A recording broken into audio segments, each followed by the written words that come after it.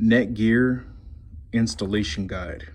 A6100 Wi-Fi USB Adapter. 802.11 AC Dual Band. Package contents. It shows the A6100 Wi-Fi USB adapter.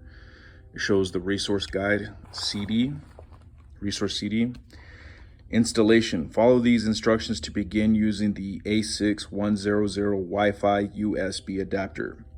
To set up your adapter, 1. Insert the resource CD in your computer CD drive. Note, if your computer does not have a CD drive, download the A6100 resource CD driver by visiting http://support.netgear.com.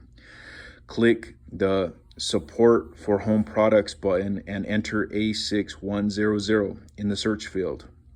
If the resource CD screen does not display, browse the files on the CD and double-click autorun.exe.